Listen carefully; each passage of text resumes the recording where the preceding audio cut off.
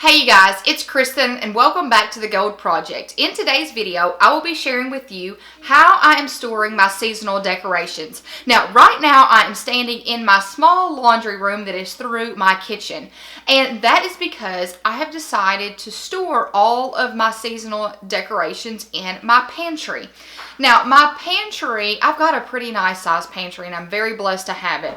The very back side of my pantry behind my door was basically not being used. I mean, we had just some knickknacks here and there, but all of it could be moved to the front part of our pantry. So what I did was I got in there last weekend and I moved everything to the front of the pantry and left the whole back side empty for my seasonal decorations. And then I went to the office, I started getting my bins together, and I started separating everything out by season or by holiday. So, and you might be wondering, why are you doing this project right now? You've lived in this house since January of 2015. What has changed? And here's the thing. I shared with y'all in my Valentine's decorating video that I really didn't have a lot of Valentine's decorations. And that is true for almost every holiday, but I would say Christmas. Christmas is the one that has the most decorations. I decorate fully for Christmas. But I have started to purchase holiday decorations for like Valentine's Day, and I'm working on St. Patrick's Day right now, and Easter, and then I'll do 4th of July, and then Thanksgiving, Halloween, and Christmas. Now that we are in a home and we've got the kitchen looking nice, I'm wanting to decorate for holidays more. And here's the thing, I realized what I did have was all over the place. So I had items in my playroom closet, I had items in the kitchen, in my bookcase, I had items in my kitchen cabinets, I had items in my attic. So for one holiday, I could have items all over my house. And I thought, how am I going to know what I have and what I need if I don't know where everything is? And also, for those areas, at the beginning when we moved into this house, I wanted everything in the playroom closet. So I had nice little boxes and I had them labeled Halloween and Thanksgiving and Christmas. But I can't get to those. I have to reach the very top to pull the box down, take the lid off. I can't just pull the basket out, look at it, and put it back. It's a very big task to get all these boxes off the top of the shelf. And it just wasn't working for me. I wanted a system that was easy to get to, easy to put things away. So that's what I've done. I have used the back side of the pantry to do just that. And I'm pretty excited about the way that it turned out. So I'm going to now give you a little peek at how I am storing my seasonal decorations. Now I am in my pantry behind the door, and you guys, from me speaking at the very beginning of this video, you may think that I have a large pantry, and I really don't. Like, it's a very nice size pantry. I can walk in it and shut the door, but me and my little light to the left are crammed in here, so it's kind of amusing if I could do a picture right now of what we look like in this little closet. So I just want to give you a little overview right now of all of the baskets that I have. And let me show you down here. You might be wondering, let's address this first. At the very bottom there, you see a trash bag. And that trash bag is actually full of packing paper that I have received in packages lately. So I decided to put them all in a plastic bag. So when I start storing some of my breakable seasonal decorations, I have some packing paper to use. So the baskets that I'm using for this process are the ones that you have heard me talk about numerous times on this channel. They are some of my absolute favorite baskets, and they are the Sterilite Ultra Deep baskets from Walmart. I'm not sure if you can get them from other places, and you actually can't even get them, I don't think, at the store. I've not seen them at an actual store. And I purchased, I want to say, 2 sets of these. I have them all throughout my house. And what I did for this project was I went and collected them from different areas. And I swapped the baskets out. So I wanted to make sure that all of the baskets in this area matched. That was just one of my big things. I wanted every basket to match. And I still have some space at the very top, if you can see. because I am sure that I'm probably going to either have another 1 or 2 Christmas baskets or another Valentine's basket. And I do have those extra baskets in my house waiting to be used. I just haven't pulled them yet because I still have a few empty baskets in here. But I wanted them to all match.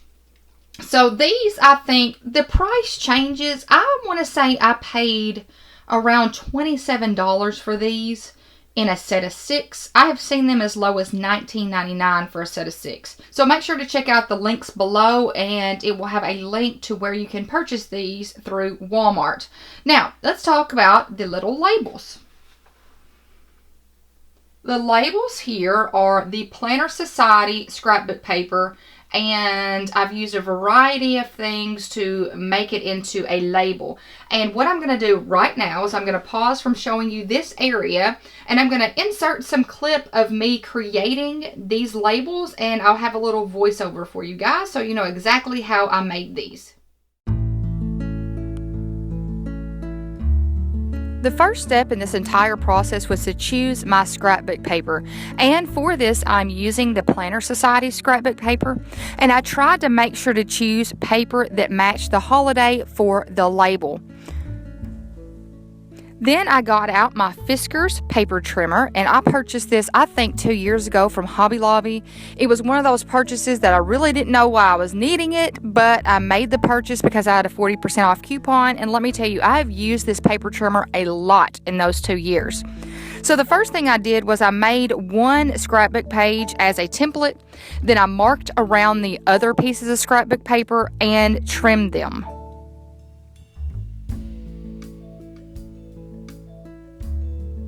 Then I always put my extra scrapbook paper back in my drawers because you can always use that for something no matter how big or small the piece is. Then I just grabbed some index cards out of my drawer, and I just marked one down, or I just trimmed one down until I felt like it fit perfectly on top of the scrapbook paper, and then I used that piece as a template to make the front for each of the other pieces of scrapbook paper.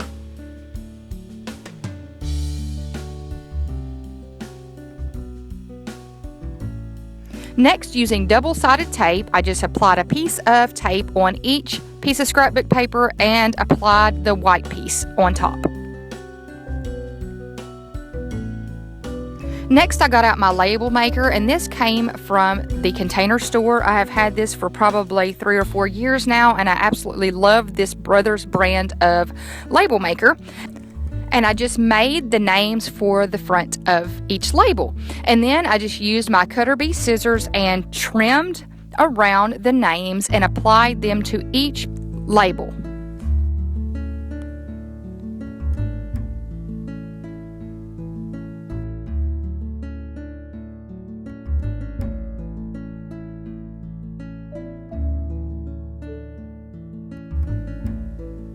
And the last step in this entire process was to use my laminator. Now this is a Scotch laminator. It was very inexpensive from Walmart, and this has been used so much. I have enjoyed this laminator a lot. And all I did was put my sheets inside of the laminate and ran it through and then trimmed it down to size. And that, you guys, is how I made these labels for the front of each one of my holiday decorating bins.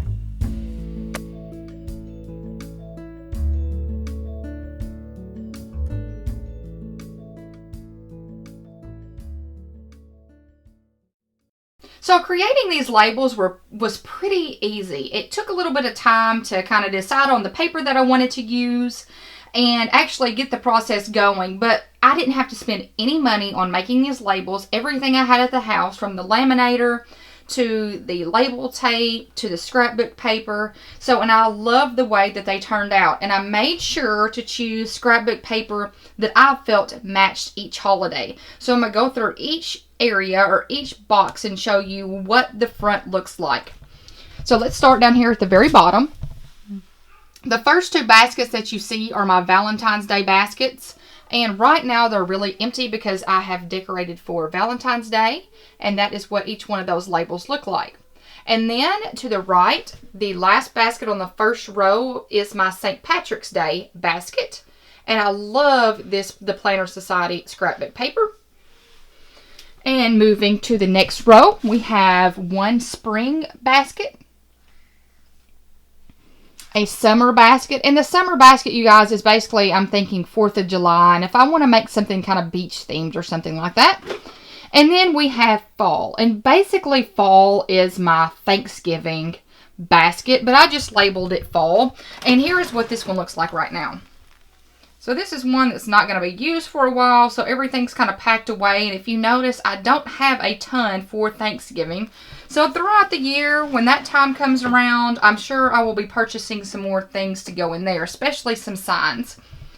And then the next to top row, you see my Halloween baskets. And these came from the Planner Society's Halloween kit. And I absolutely love them. And there's 2 Halloween baskets, and then I have 2 Christmas baskets. So this one here, the last one on the next top shelf. And then I have one at the very top. And I'll show you how I have these kind of filled right now. So if you go over here to spring, it's probably one of them that has the most things in it right now. And this is kind of how it is all stored in there. So you can't really see anything because a lot of my spring decor is breakable, like breakable bunnies. So everything is in here with that packing tape that I told you about earlier that I have been storing in that trash bag. And then Halloween has 2. And you guys, I might end up with another one for Halloween. So that's what that looks like there. It's all packed away. And this is basically, it just has a hat in it right now. So this one, I know I will fill up because I haven't purchased any signs for Halloween. And then we have my 2 Christmas ones. Now, the Christmas ones, let me explain the Christmas. The Christmas is the ones that are different. Now, most of my Christmas decor is up in my attic. So everything that I used, my ornaments and any type of tree skirts, the stockings, all of that are in the attic. Now, the things that are going to go in these baskets here are basically anything that's going to go in my kitchen. So all of this in here is basically kitchen decorations. The things I'm going to put on my 2-tier trays, my 3-tier trays, my bookcase, my mantle, and my kitchen table. And you guys, that is how I have this little area set up for my seasonal decorations. I'm extremely excited with the way that this turned out. I can't wait to purchase more seasonal decorations and to fill all of these baskets up. And of course, to share it with you guys. I hope you have enjoyed seeing how I am storing all of my seasonal decorations. If you like the organization type of videos, I hope you give this video a thumbs up. And I hope you subscribe if you haven't done so already. I hope you all have a fantastic week. And until next time, bye you guys.